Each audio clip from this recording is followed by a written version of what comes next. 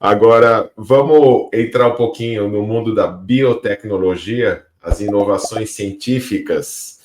Paulo Muniz, essas inovações científicas, a gente sabe que um dos pilares da evolução da Terra é a ciência, né? E você vai trazer algumas colaborações aqui para a nossa Nosfera Trends News. Sim, antes de mais nada, muito bom estar aqui de volta. E eu gostaria de fazer algumas associações com a discussão geral dos temas Sim. gerais que a gente esboçou aqui, porque eu acho que tem a ver até com a notícia que eu vou trazer na área de biotech. Mas antes de qualquer coisa, acho que o conceito que você traz de nosfera, ele precisa ser alocado em alguma linha de conhecimento e, sobretudo, porque se a gente for pegar antropólogos, eu vou pegar aqui como referência o Gregory Bateson e um filósofo mais recente, que é o Floridi, que é o filósofo da filosofia da informação, porque ele vai trazer esses conceitos, até no caso do Floridi, nos anos 90, e no caso do Bateson, na década de 70, e juntando antropologia, psicologia e, sobretudo, cibernética. O Gregory Bateson, inclusive, é considerado um dos pais da cibernética. E por que eu estou trazendo esses caras aqui para a roda? Porque eu acho que o plano de fundo de tudo que foi conversado hoje trata de como que a construção ou o design de redes que a sociedade ela está desenvolvendo e está aplicando aos seus processos de relação, ela constrói, ela reforça, melhor dizendo, ou enfraquece determinados padrões de comportamento. E no caso, por exemplo, do que o Charles trouxe em relação à desumanização dos processos aplicados à automação da guerra, é um ótimo exemplo disso, porque se a gente for pensar do ponto de vista dessas conexões de cibernética, nem sempre o design proposto, socialmente proposto, tecnologicamente construído, ele vai fortalecer vínculos. Muito pelo contrário, você pode utilizar processos de rede, de cibernética, para enfraquecer esses vínculos. E a gente percebe isso quando você não tem, por exemplo, essa interface que a Ana colocou, que é o indivíduo ter a capacidade de estar se colocando em contato com os processos de violência acoplados à cultura da guerra, porque é justamente nesses processos de violência em que você vai reconsiderar processos de tomada de decisão que são éticos. Então, assim, existe uma dissolução dessas tomadas de decisão por enfraquecimento dessa interface que se dá no design proposto dessas construções de sistemas cibernéticos nos nossos processos de comunicação. Mais do que isso, eu acho que a noosfera, portanto, ela se coloca muito mais alocada dentro desses conceitos. Inclusive, infosfera é um conceito proposto pelo próprio Luciano Floridi. Ele vai caracterizar a infosfera como esse espaço em que todo o processo de informação ele é produzido, ele é trocado, existe um processo de interlocução entre pessoas, grupos e até mesmo a própria cultura.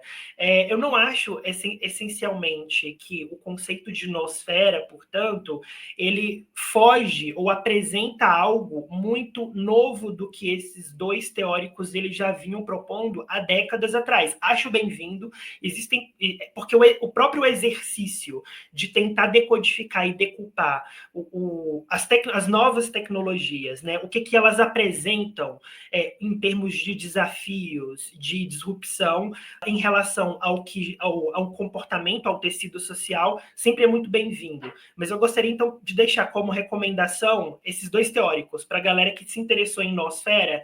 Galera, procurem um livro do Gregory Bateson chamado Rumo à Ecologia da Mente. É muito interessante, trabalha com esses conceitos. E leiam os artigos, sobretudo os artigos recentes do Luciano Floridi, porque eu considero ele a principal autoridade hoje no que diz respeito à construção de modelos éticos dentro da inteligência artificial. Mas agora...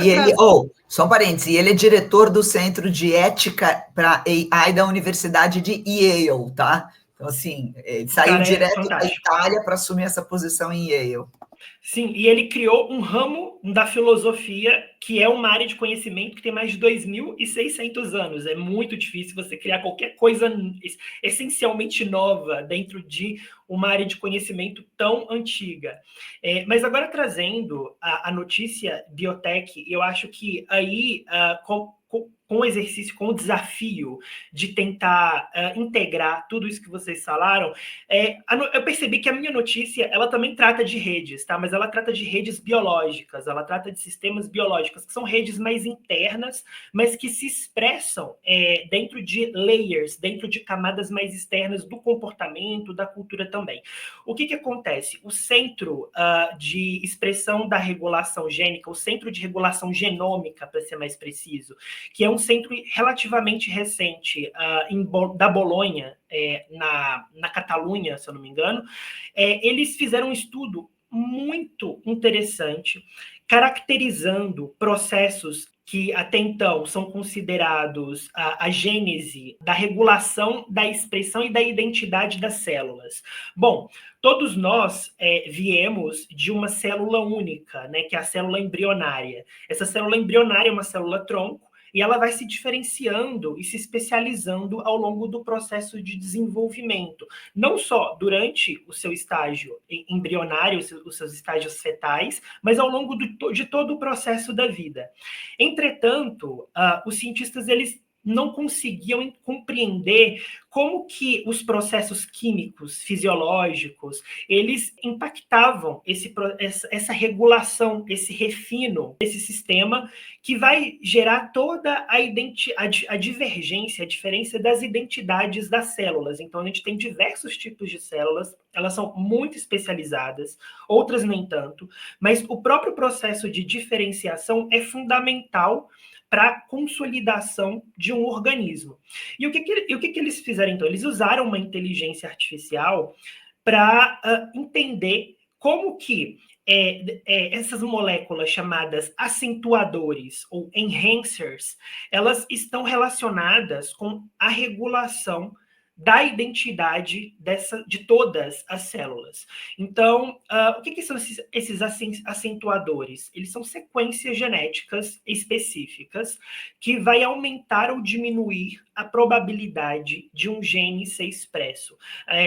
Uma coisa que é bastante interessante é que a natureza, e aí eu estou trazendo um conceito da própria física aqui, ela é preguiçosa. A natureza, ela não quer gastar energia. Na verdade, a estabilidade química e a questão termodinâmica, ela sempre vai tender a uma configuração de menor energia. E nós, tanto do ponto de vista do comportamento, quanto do ponto de vista do ordenamento, do funcionamento das células, também somos preguiçosos. E o que isso significa na prática? Que as células, elas não querem produzir tudo ao mesmo tempo. Elas precisam otimizar o seu processo de produção. E olha aí, ó, que interessante, Marta. Nossa, a gente precisa conversar, inclusive, então. Ó, é muito legal isso. As células... Para quem não está vendo, né, Paulo? A Marta Puerto está falando que Center for Genomic Regulation em Barcelona, ela trabalhou lá e que bacana você trazer esse estudo. Exatamente, que é de lá. E é muito interessante verificar como que as células, então, elas não produzem tudo ao mesmo tempo. Elas precisam se especializar justamente para economizar a sua energia. Então, o que esses cientistas fizeram? Eles fizeram uma engenharia com inteligência artificial para entender essas sequências específicas desses reguladores e, a partir disso, conseguir condicionar essas sequências para a expressão de determinados genes em um determinado momento dentro de uma determinada célula. Ok, são muitas camadas. Mas a partir do momento que eles têm esse controle espaço-temporal, você consegue, e assim, multiplexado, ou seja, simultaneamente controlando diversos genes, você consegue, portanto, obter um controle dessa identidade celular. Porque a identidade celular está justamente ligado a o que essa célula está fazendo, o que ela vai fazer E quais são os agentes bioquímicos relacionados a esse controle. Então, uma vez que você consegue compreender essas sequências, você consegue, portanto, fazer com que essas células elas obedeçam a esses comandos bioquímicos para que elas possam, então, produzir o que a gente quer, na hora que a gente quer, em um determinado local. Então, qual que é o impacto disso? O impacto prático disso? Você abre um precedente, principalmente na área de farmacologia, de famílias de fármacos que podem atuar em doenças relacionadas a processos de desenvolvimento.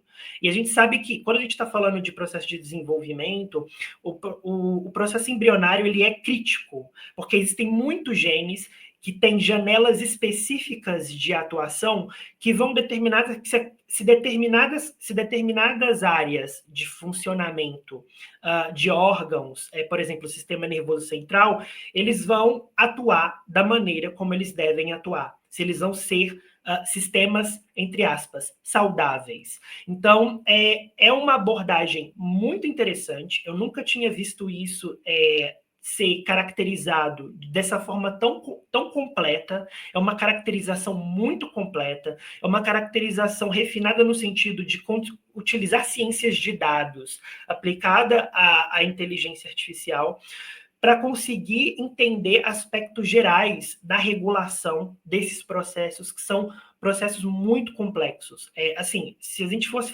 tentar compreender isso manualmente, a gente levaria muitas e muitas décadas, para não dizer mais do que isso. Então, assim, a gente está vendo realmente modelos, designs de projetos de pesquisas que estão considerando a IA dentro para ampliar o entendimento dessa complexidade. E, por falar em redes, né, você entende, portanto, que quando você consegue regular essas redes gênicas em tecidos diferentes, em locais diferentes, você poderia, então, empregar, inclusive, a longo prazo, processos de otimização no que diz respeito à saúde e longevidade. Então, acho que é uma linha de pesquisa que vai também fomentar aspectos interessantes nas pesquisas de longevidade a longo prazo. É isso.